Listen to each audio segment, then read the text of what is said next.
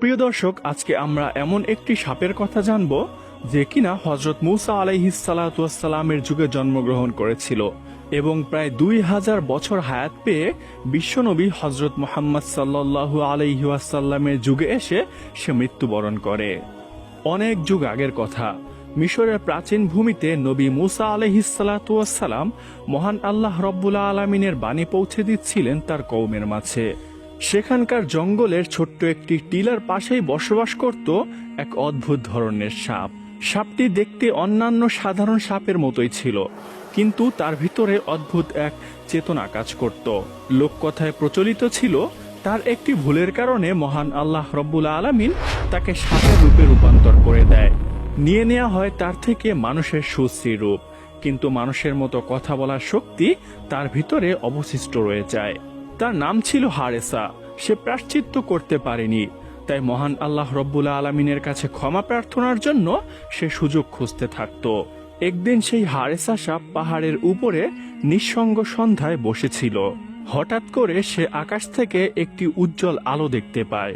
প্রথমত হারেসা মনে করলো সেই আলোটি হয়তো বজ্রপাত থেকে সৃষ্টি হয়েছে, কিন্তু পরক্ষণে সে খেয়াল করলো আলোটি নিমিষে মিলিয়ে যাচ্ছে না। যা বজ্রে সাধারণত হয়ে থাকে তা কিছুক্ষণের জন্য স্থায়ী হতে লাগলো। তখন সে ভালোভাবে লক্ষ্য করলো এবং দেখতে পেল পাহাড়ের উপরে হযরত মূসা আলাইহিস সালাতু ওয়াস সালাম মহান আল্লাহ রব্বুল আলামিনের সাথে কথোপকথন করছেন। হারেসা সাপটি একটু দূরে অবস্থান করছিল, কিন্তু তা সত্ত্বেও মহান আল্লাহ রব্বুল আলামিনের বাণী অনেকটাই স্পষ্টভাবে সে শুনছিল। তখন সে শুনতে পেল মহান আল্লাহ রব্বুল আলামিন হযরত মূসা আলাইহিস সালাতু ওয়াস সালামকে বলছেন, হে মূসা, শুনে রাখো, আমি তোমাকে পছন্দ করেছি এবং তোমাকে যেমন প্রেরণ করেছি এমন আমি তোমার পরেও আরো অনেক নবী ও রাসূল প্রেরণ করব। কিন্তু শেষ যুগে আমি একজন নবী প্রেরণ করব, যার নাম হবে আহমদ। তখন মূসা আলাইহিস সালাতু ওয়াস সালাম মহান আল্লাহ রব্বুল আলামিনকে জিজ্ঞাসা করলেন, ইয়া রব্বুল আলামিন, আপনার নবী এবং তার উম্মতরা কেমন হবে? তখন মহান আল্লাহ রব্বুল আলামিন বললেন, সে হবে দয়া ও করুণার উৎস। সে কেবল মানুষের জন্য নয়, বরঞ্চ জিনজাতি এবং সমস্ত সৃষ্টিগুলোর জন্য সে হবে রহমত স্বরূপ। তার উম্মত আমল কম করবে, কিন্তু আমলের অপেক্ষায় তারা সওয়াব বেশি প্রাপ্তি হবে। সে আমার শেষ বাণী পবিত্র কোরআনে কারীম নিয়ে আসবে। এবং মহান আল্লাহ রব্বুল আলামিন আরো বললেন, সেই নবীর প্রতি যে ঈমান আনবে তাকে আমি মুক্তি দিব, তাকে যে ভালোবাসবে সেই ব্যক্তিকে আমিও ভালোবাসবো।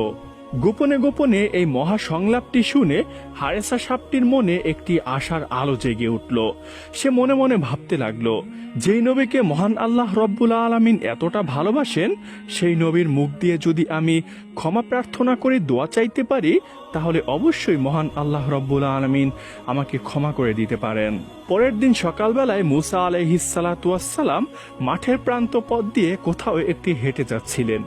হঠাৎ করে তিনি পিছন থেকে একটি শব্দ শুনতে পেলেন, ইয়া রাসূলুল্লাহ, একটু দাঁড়ান, আপনার সাথে আমার কিছু কথা আছে। আওয়াজটি শোনা মাত্রই মূসা আলাইহিস সালাতু ওয়াস সালাম দাঁড়িয়ে গেলেন এবং পিছন ফিরে তিনি তাকালেন। তিনি উপরে উপরে তাকাচ্ছিলেন, যার কারণে তিনি কাউকে দেখতে পেলেন না। আওয়াজের উৎস খুঁজে না পেয়ে নবী মূসা আলাইহিস সালাতু ওয়াস সালাম পুনরায় হাঁটা শুরু করলেন। পিছন থেকে আবারও ডাক আসলো, ইয়া রাসূলুল্লাহ, হে মূসা আলাইহিস সালাতু ওয়াস সালাম, আমি হারেসা বলছি, আমি একটি সাপ, আপনি পিছন ফিরে দয়া করে নিচের দিকে তাকান। অতঃপর মূসা আলাইহিস সালাতু ওয়াস সালাম আবারও দাঁড়িয়ে গেলেন এবং পিছন দিকে ফিরে তিনি নিচের দিকে তাকালেন। তখন তিনি দেখতে পেলেন একটি সাপ তাকে ডাকছে। তখন সেই হারেসা সাপটি মৃদু আওয়াজে কম্পিত কণ্ঠে বলতে লাগলো, ইয়া রাসূলুল্লাহ, হে আল্লাহর নবী, আমি আপনার কাছে একটি অনুরোধ নিয়ে এসেছি। আমি শুনেছি শেষ যুগে একজন নবী আসবেন, তার নাম হবে আহমদ এবং সে দুনিয়ার শেষ নবী হবেন। হে মূসা, আল্লাহর নবী, আমি তার সান্নিধ্য অর্জন করতে চাই। আপনি দয়া করে মহান আল্লাহ রব্বুল আলামিনের কাছে আমার হায়াত দীর্ঘ করার জন্য একটু দোয়া করুন।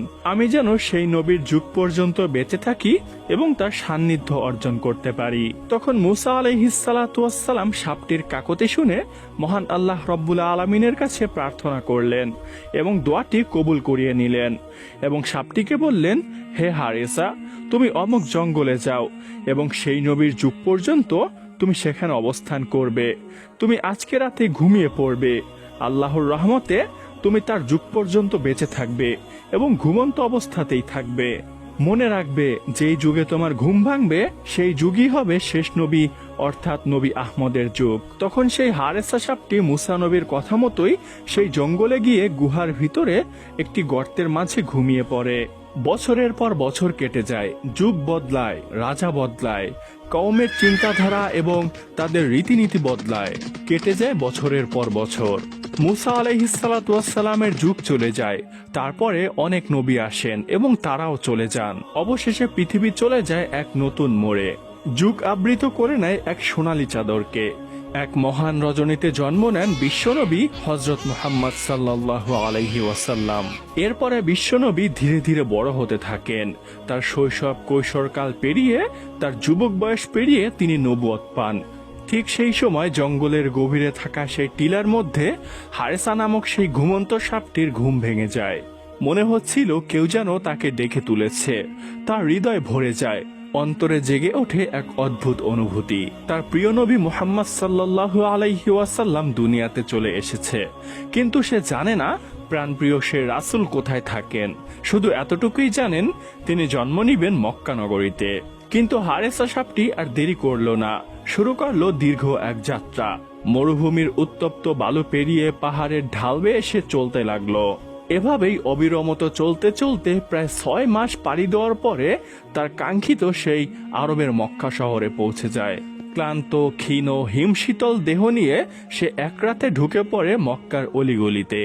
সে শুধু জানতো নবীজি এখানে কোথাও রয়েছে, কিন্তু কোন স্থানে রয়েছে, কোন ঘরে রয়েছে তা হারেসা সাপটি জানতো না।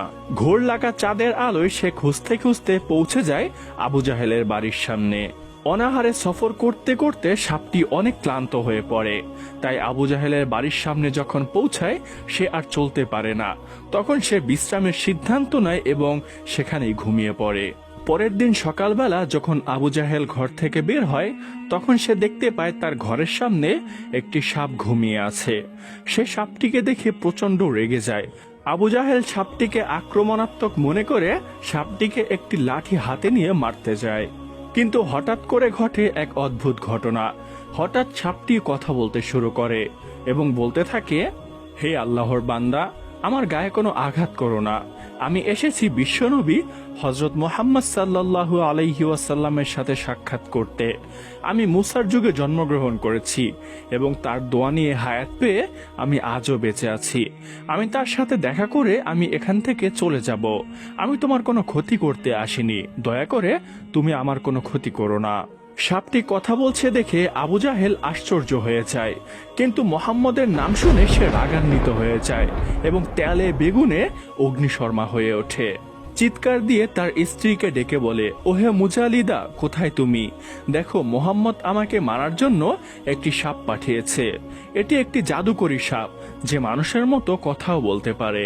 তার স্ত্রী ঘর থেকে বের হয়ে দেখলো আসলে আবু জাহেল ঠিকই বলছে, সাপটি কথা বলতে পারে এবং সে মুখে মোহাম্মদ নবীর নাম নিচ্ছে। মুজালিদা একজন সৎ নারী ছিলেন। সে ইসলামের প্রতি পৃষ্ঠপোষণ না করলেও ইসলামের প্রতি যথাযথ শ্রদ্ধা রাখতেন, কিন্তু আবু জাহেলের জন্য সে মুখ দিয়ে কখনো শ্রদ্ধা প্রকাশ করতে পারতেন না। সে সাপটিকে মারতে নিষেধ করে, কিন্তু আবু জাহেল তার কোনো কথা না শুনে ক্ষিপ্ত হয়ে ওঠে এবং ক্ষিপ্ত কণ্ঠে বলতে থাকে, ওহে জাদুকরী সাপ, তোকে নিশ্চয়ই মোহাম্মদ পাঠিয়েছে আমাকে মারার জন্য। তোকে আর আমার হাত থেকে কেউ রক্ষা করতে পারবে না। আজকে আমি তোকে মেরেই ছাড়বো। এই বলে সাপটির গায়ে আঘাত করতে থাকে। সাপটি চিৎকার করতে থাকে, কিন্তু নিষ্ঠুর আবু জাহেল তাকে আর মুক্তি দেয় না। কিন্তু সাপটি এত আঘাত সয়েও সে কোনো আক্রমণ করে না, সে ছোবল তোলে না, শুধু কাকতির স্বরে বলতে থাকে, হে আল্লাহর বান্দা, আমাকে ছেড়ে দাও, আমি তোমার কোনো ক্ষতি করব না। আমি শুধু মোহাম্মদের সাথে দেখা করে আমি চলে যাব। কিন্তু নিষ্ঠুর আবু জাহেল তার কোনো কথাই শোনে না। সাপটিকে মারতে মারতে আধমরা করে একটি খাঁচায় বন্দি করে রাখে। খাঁচায় বন্দি থাকা অবস্থায় সাপটি কান্না করতে থাকে এবং মহান আল্লাহ রব্বুল আলামিনের কাছে আর্তনাদ করতে থাকে, ইয়া রব্বুল আলামিন, আপনি আমাকে মৃত্যু দিন, আমার কোনো আফসোস নেই, কিন্তু মৃত্যুর আগে একবার হলেও আমি আপনার হাবিবের সাথে দেখা করতে চাই। রাতের বেলায় ঘরের ভিতরে প্রদীপ জ্বলছে নিবু নিবু করে। মুজালিদা কম্পিত কণ্ঠে আবু জাহেলকে বলতে লাগলো, হে আমর ইবনে হিশাম, আপনি এই সাপটিকে কি করতে চান? ও তো আপনার কোনো ক্ষতি করেনি, এত মেরেছেন তাও তো আপনাকে আক্রমণ করতে আসেনি, ওকে ছেড়ে দিলেও তো পারেন। মুজালিদার এই কথা শুনে আবু জাহেল রাগে অগ্নিশর্মা হয়ে গেল, তার গালে একটি চড় মারল এবং বলল, পাগল হয়ে গিয়েছো তুমি? ও মোহাম্মদের নাম নিয়েছে, নিশ্চয়ই মোহাম্মদ ওকে জাদু করে পাঠিয়েছে, তাই সাপ হয়েও ও কথা বলতে পারছে। ওকে আমি কখনোই ছেড়ে দিব না, আমি এর প্রতিশোধ অবশ্যই নিব। এভাবে বাকতর্ক করে তারা দুজনেই ঘুমিয়ে পড়ে। কিন্তু মুজালিদার অন্তর ছিল অনেকটাই নরম, তার মনে মায়া ছিল, সে সহ্য করতে পারল না।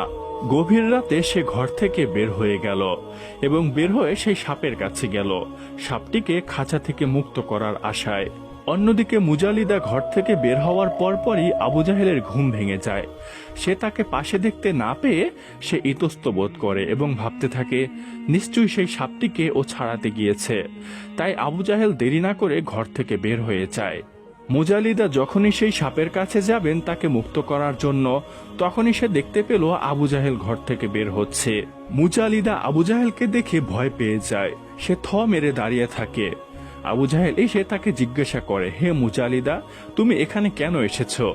তখন মুজালিদা কম্পিত কণ্ঠে বলতে থাকে, হে আমর ইবনে হিশাম, আমি ঘর থেকে এই সাপটির স্থানান্তর হওয়ার কিছু আওয়াজ শুনতে পাই। আমি ভেবেছি মোহাম্মদ এই সাপটিকে নিয়ে যাচ্ছে, তাই এটি দেখার জন্য আমি বাহিরে এসেছি। মোহাম্মদের এত সাহস কিভাবে হয় যে আপনার হাত থেকে এই সাপটিকে নিয়ে যাবে? এভাবেই আটপাস বুঝিয়ে আবু জাহেলকে মুজালিদা ঘরে পাঠিয়ে দিল এবং সেও ঘরে চলে গেল। এই কথা যদি আবু জাহেলকে না বলতো তাহলে হয়তো আবু জাহেল তাকে অত্যাচার করত। এভাবেই প্রায় 3 দিন যাবৎ সাপটিকে আটকে রেখে নির্যাতন করতে থাকে সেই নিষ্ঠুর আবু জাহেল। খাবার, পানি, স্বস্তির নিঃশ্বাস কিছুই পাওয়া যায় না সেই হারেসা সাপটির জন্য। লোকেরা দেখতে আসে, কে সেই সাপ যে কথা বলে, কিন্তু তাও নিষ্ঠুর আবু জাহেলের জন্য তাদেরও অন্তর কেঁপে ওঠে। তারা বলতে থাকে, এই সাপটিকে আদৌ এত অত্যাচার করা কি ঠিক হচ্ছে?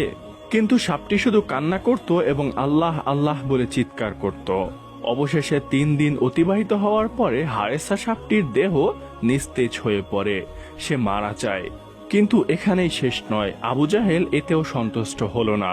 সে বলে উঠল, একে শুধু মৃত্যু দিলেই হবে না, একে আগুনে চালাতে হবে এবং ছাই বানিয়ে পুরো এলাকায় দেখাতে হবে যে মোহাম্মদ আমাকে একটি সাপ পাঠিয়েছিল মারার জন্য, কিন্তু আমি সেই জাদুকরী সাপটি মেরে ফেলেছি এবং আগুনে পুড়িয়ে তাকে ছাই বানিয়ে ফেলেছি। কথা মতোই আবু জাহেল সেই সাপটিকে আগুনে চালিয়ে দেয় এবং তার নিথর দেহ পুড়ে ছাই বানিয়ে ফেলে।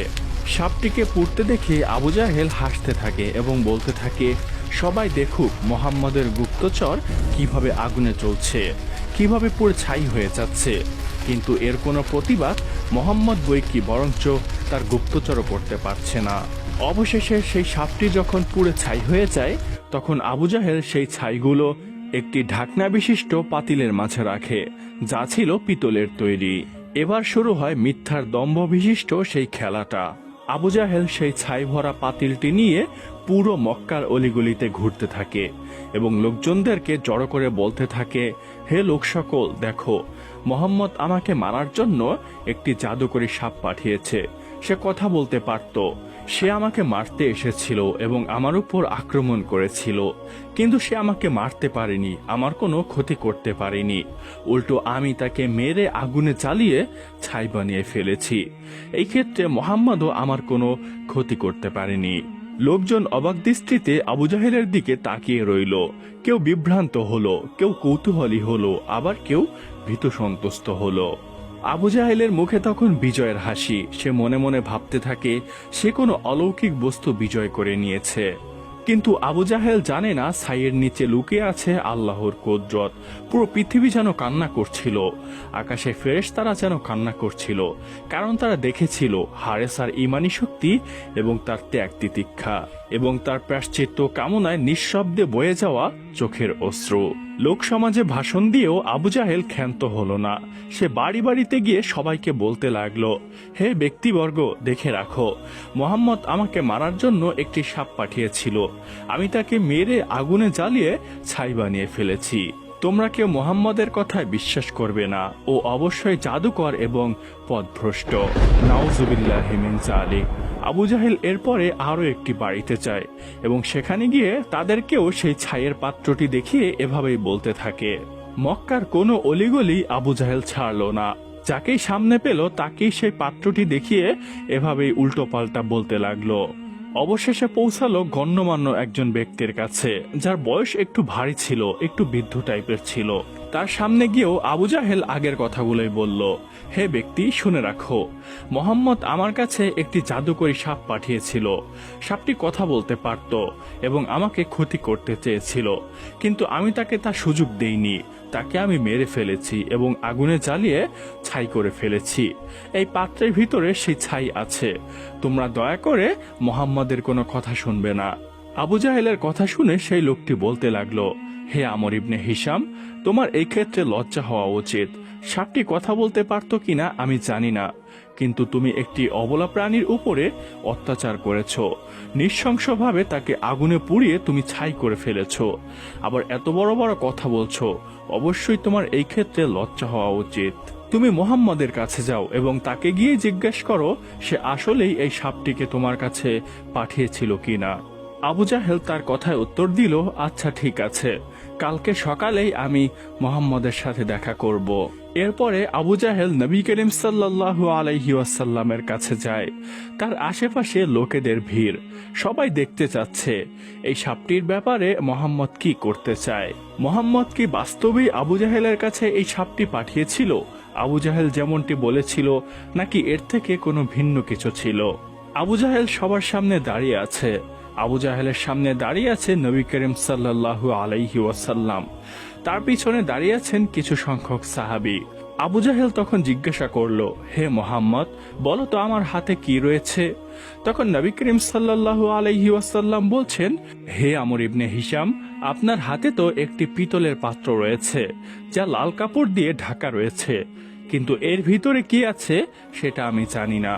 তখন আবু জাহেল হেসে দিল এবং বলতে লাগলো, হে লোক সকল, সবাই দেখো, মোহাম্মদ অনেক সময় ভবিষ্যৎবাণী করে, ভবিষ্যতে এটা হবে, ভবিষ্যতে ওটা হবে, কিন্তু তার চোখের সামনে থাকা পাত্রটির মাঝে কি রয়েছে সে এটাই বলতে পারে না।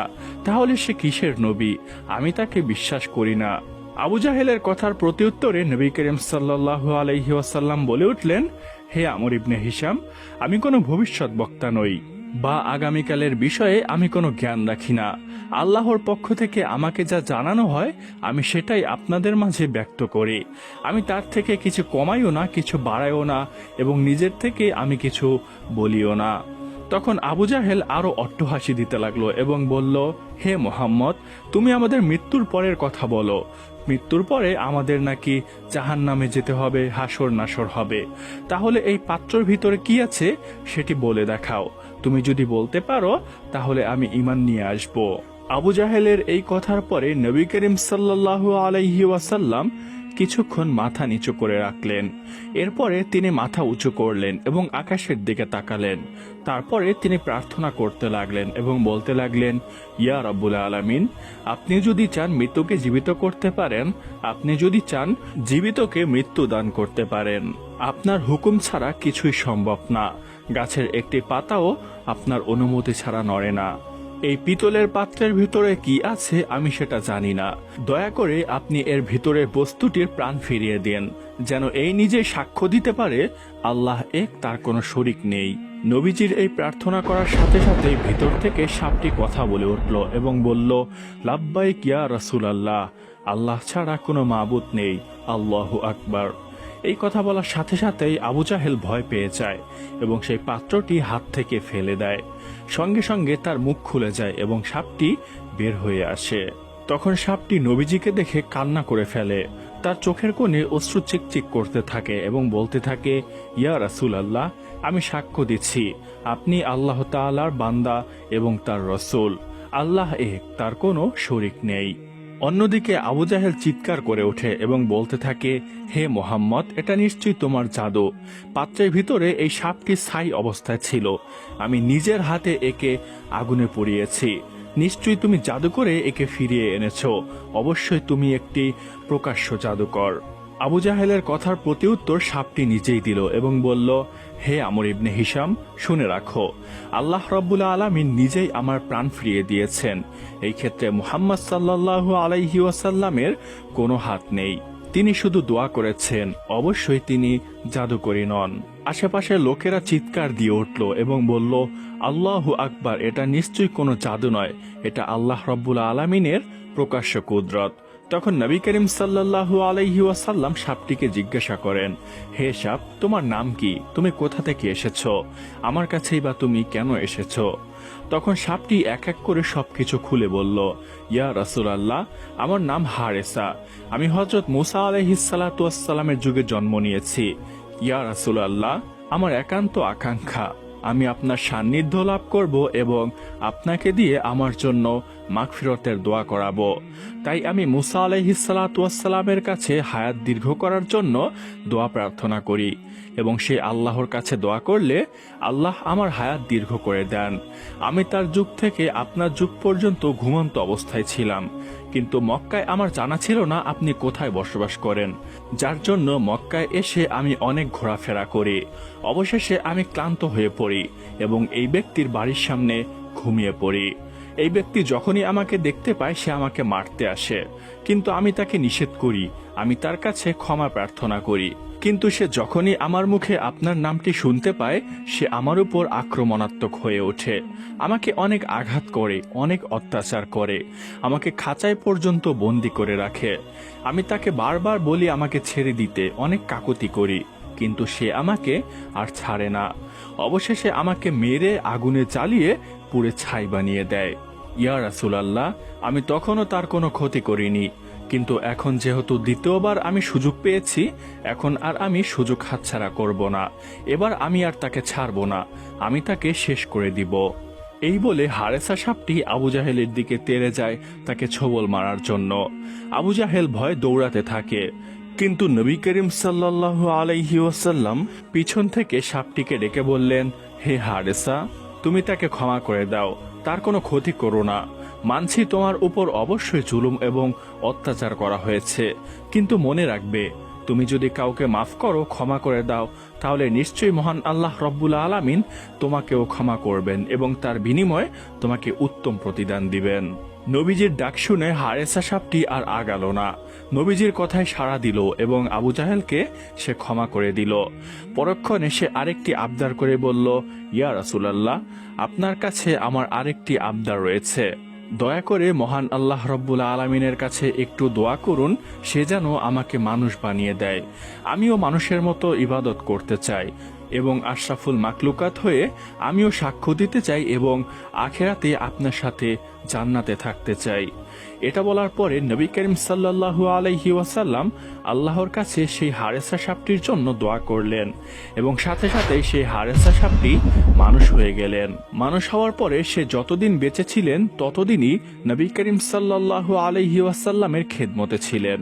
প্রিয় দর্শক, এই ছিল সেই হারেসা সাপের ঘটনা, যে মুসা আলাইহিস সালাতু ওয়াস সালামের যুগে জন্মগ্রহণ করেছিল এবং প্রায় 2000 বছর পর্যন্ত জীবিত থেকে নবী করিম সাল্লাল্লাহু আলাইহি ওয়াসাল্লামের যুগে মৃত্যুবরণ করেন। প্রিয় দর্শক, এই ঘটনাটি পবিত্র কুরআনে কারিমে বা কোনো সহিহ হাদিসের বর্ণনা সূত্রে পাওয়া যায় না, কিন্তু লোককথায় এবং কিছু গ্রহণযোগ্য ব্যক্তিবর্গের মুখে এই ঘটনাটি পাওয়া যায়। এই ঘটনাটি এক এক কিতাবে এক এক রকম করে উল্লেখ করা হয়েছে, আর এই ভিডিওতে ঘটনাটি নেওয়া হয়েছে খাসায়েসে আম্বিয়া নামক কিতাব থেকে।